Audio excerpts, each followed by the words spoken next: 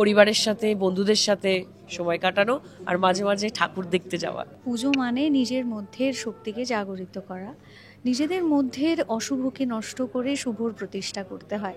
এই সময় সকল দর্শককে আমি জানাতে চাই,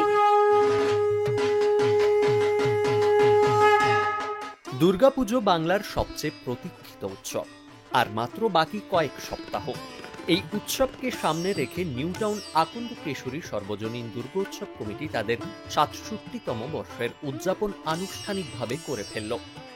এই অনুষ্ঠানে বিশেষ অতিথিদের উপস্থিতিতে এবছরের পুজোর থিম শক্তির কথা ঘোষণা করা হয়, পাশাপাশি থিম সংও উদ্বোধন করা হয়।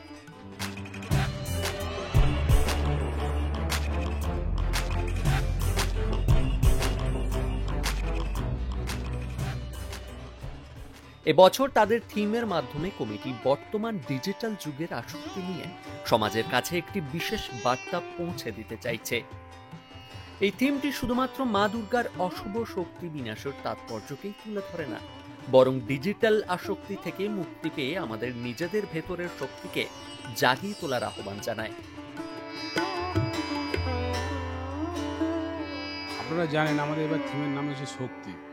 শক্তিটা কি? শক্তিটা হচ্ছে মা দুর্গা বিভিন্ন সময়ে বিভিন্ন যুগে যুগে সমাজের যে অবক্ষয় ছিল সেগুলো ধ্বংস করেছিল। আজকে আধুনিক যুগে সমাজের যে অবক্ষয় সেটা হচ্ছে সোশ্যাল মিডিয়ায় যে খারাপ দিকটা উঠে এসছে, সেই খারাপ দিকটা যাতে তিনি ধ্বংস করতে পারে সেই দিকটা নিয়ে আমরা এবারে মায়ের শক্তি দিকে সোশ্যাল মিডিয়া যে নোংরামোগুলো হচ্ছে, আজকে সাইবার ক্রাইম বেড়ে গেছে, এই সমস্ত বিষয়গুলোর উপর আমাদের প্যান্ডেলে এবার থিম থাকছে। বাইকে বা কারে আপনারা সাপুর যে স্টপেজ নেবে 1 মিনিটের হাঁটা পথ, টেকনোসিটি থানার মাঠে পুজোটা হয়। এদিনের অনুষ্ঠানে অভিনেত্রী শ্রাবন্তী চট্টোপাধ্যায়, শিল্পী তথা বিধায়ক অদিতি মুন্সী, বিধায়ক তাপস চট্টোপাধ্যায়ের মতো বিশিষ্ট ব্যক্তিরা উপস্থিত ছিলেন। দুর্গাপুজো মানে নতুন জামা, প্যান্ডেল হপিং, বন্ধুদের সঙ্গে আড্ডা এবং ছোটবেলার পুজোর সেই নস্টালজিক অনুভূতি। এই বিষয়গুলি নিয়ে অভিনেত্রী শ্রাবন্তী চট্টোপাধ্যায় বলছেন, ছোটবেলায় অনেক স্মৃতি, বেহালা পর্ণশ্রীর মেয়ে আমি।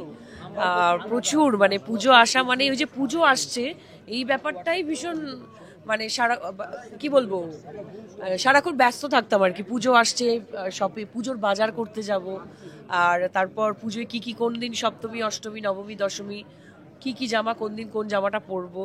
প্লাস আমরা যেহেতু আমি জয়েন্ট ফ্যামিলি বিলং করতাম, তো আমরা 7 বোন প্রায় বসে প্ল্যানিং করতাম, আর পাড়ার প্যান্ডেলে বসে অন্তাক্ষরী খেলা, প্রত্যেক দিন অঞ্জলি দেওয়া, ভোগ খাওয়া, সবটাই এখনো আমরা বেহালায় গেলেই আমি মনে করি এই জিনিসগুলো। এখন তো আমার ছবি সামনে রিলিজ আছে, প্রমোশনস আছে, প্রচুর কাজ আছে, কিন্তু ওই কাজের ফাঁকে বা কাজের পরে পরিবারের সাথে, বন্ধুদের সাথে সময় কাটানো, আর মাঝে মাঝে ঠাকুর দেখতে যাওয়া। দুর্গাপুজো শুধু আনন্দের উৎসব নয়, এর গভীর সামাজিক ও সাংস্কৃতিক তাৎপর্য রয়েছে। এ বিষয়ে গায়িকা ও বিধায়ক অদিতি মুন্সীর কি ভাবনা? দেখুন, আমার কাছে কোনো পুজোই শুধু উৎসবের সংজ্ঞা পায় না। আমার কাছে পুজো মানে নিজের মধ্যের শক্তিকে জাগরিত করা। তাই দুর্গাপুজোর যে কনসেপ্ট, আজকে এই বয়সে দাঁড়িয়ে যতটুকু যা বুঝতে পেরেছি, আমাদের ধর্ম বা শাস্ত্র সম্পর্কে যতটুকু যা বুঝতে পেরেছি, তাতে নিজেদের মধ্যের অশুভকে নষ্ট করে শুভর প্রতিষ্ঠা করতে হয়। সেটা কোনো বাইরের কোনো শক্তি নয়, আমাদের ভিতরে থাকা অশুভগুলোকে নাশ করাটাই মূল উদ্দেশ্য বলেই আমার ধারণা। নিউ টাউন আকন্দ কেশরী সর্বজনীন দুর্গোৎসব কমিটির এই বছরের থিম শক্তি মা দুর্গার ঐশ্বরিক ক্ষমতাকে আজকের ডিজিটাল যুগে এক নতুন আঙ্গিকে তুলে ধরবে। প্রযুক্তি আমাদের জীবনকে সহজ করেছে ঠিকই, কিন্তু একই সঙ্গে তৈরি করেছে মানুষ ও প্রকৃতির মধ্যে এক অদৃশ্য দূরত্ব। এই থিম সেই হারানো মানসিক সম্পর্ক এবং মানসিক শান্তি ফিরিয়ে আনার কথা বলবে। আর এই বার্তা আরো জোরদার করেছে মল্লিকা ঘোষের লেখা এবং পণ্ডিত মল্লার ঘোষের সুরে তৈরি থিম সং, যা দুর্গাপুজোর ঐতিহ্য আর আধুনিকতার এক অসাধারণ মেলবন্ধন।